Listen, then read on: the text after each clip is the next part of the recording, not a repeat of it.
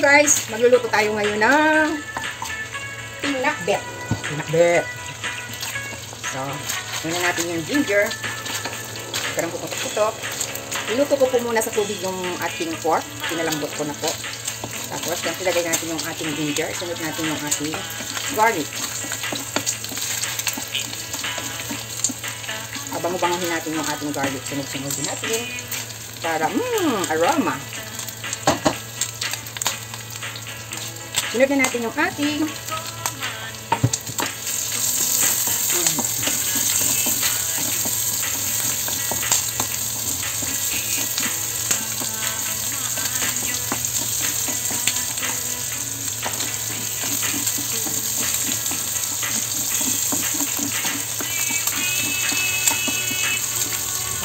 lamig.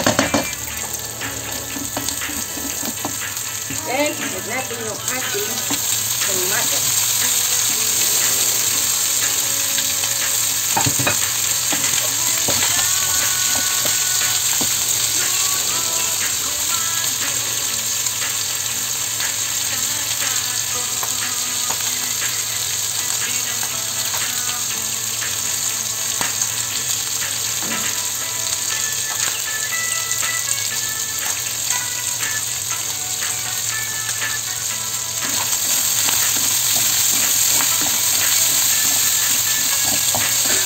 Then, lagyan natin ang sweet chili.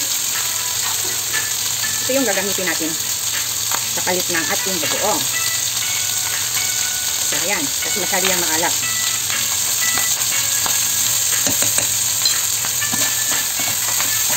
Ayan. Then, ilalagay natin yung ating halo-halong gulay. Lagyan natin yung ating kalabasa. Sabay na po yan. Ayan po.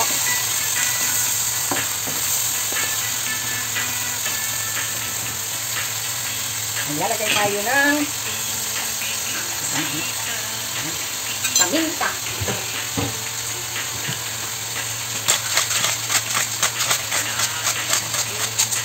At ating tatakpan. Ayan. Waiting. So, ayan guys. Ready na yung ating pinakbet. At nilagyan ko pa siya ng Chinese sausage or lechon. Ito yun, oh. Very optional naman kung nilalagyan ko kahit nga wala ito, diba? Lechon. Malamig kaayo ba?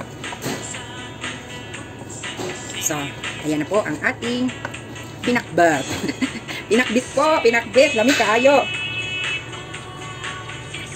Picture natin ng bongga.